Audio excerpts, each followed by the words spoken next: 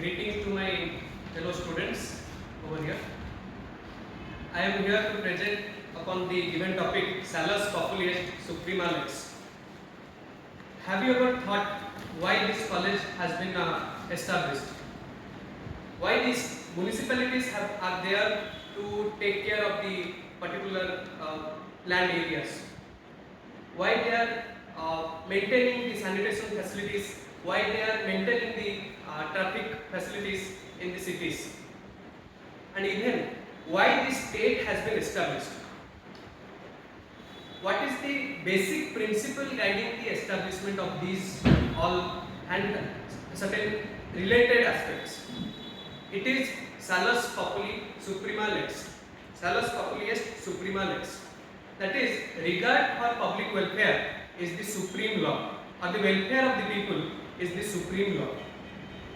This maxim indicates that individual welfare, individual rights shall be subsided, shall be kept at side when they are in comparison with the public welfare or the public rights. For example, when a person comes in front of a fast train, does the train stop? When a single person comes in front of the fast train, no. But when there is a strike, there is conglomeration of hundreds upon the railway track, does the train stop? Then it stops. Because in the first case, why it does not stop, I am not going into technical aspects. But according to this maxim, it is regard for public welfare is the supreme law. That means if the fast train would stop, it would either go out of track or it would cause public inconvenience. This maxim, according to this maxim, public inconvenience is not to be tolerated in any case.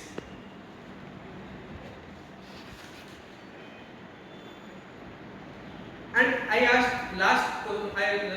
the question I asked that why the state has been established. What is the basic principle behind it? It is the basic principle behind the establishment of a state. But why is the state taking care of us? Kautilya said, welfare of the king lies in welfare of its subjects. And it is the welfare of the state for which the state is taking care of its subject. Okay. And this, according to this maxim, the state has been sanctioned. This maxim implies that state has been sanctioned, implied the powers to subside the individual rights in case of necessity for public welfare only. Okay, I am telling about the nexus between Constitution of India and this maxim. According to Article 38, which Article 38 Clause 1 that says about establishment of a welfare state, and Clause 2 says, I am reading the whole clause. Though it be inserted by the 44th Constitutional Amendment Act 1978, but it is one of the articles to practically understand the principle laid down by the maxim. It says that the state shall in particular strive to minimize the inequalities of income and endeavour to eliminate inequalities in status, facility and opportunities amongst the individuals or group of individuals. It is saying that state shall endeavour to minimize the inequalities between the individuals.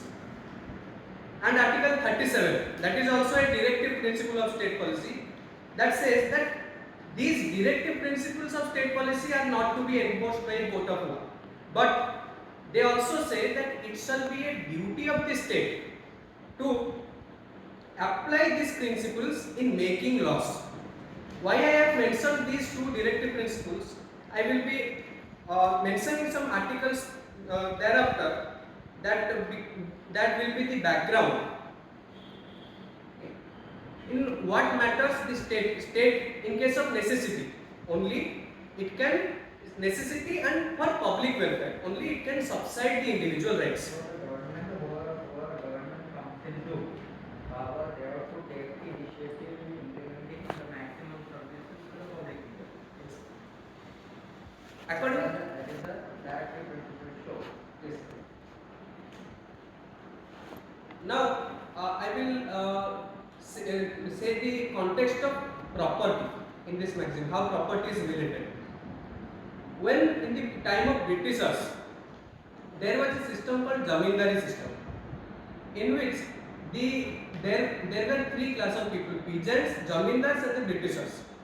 The Britishers gave the ownership rights, gave certain piece of land to these Zamindars, upon which the Zamindars collected the taxes from the peasants and gave it to Britishers. But after India got its independence, Britishers left India, but these Zamindars were the owners of estates, means large pieces of property that the Britishers had provided them with.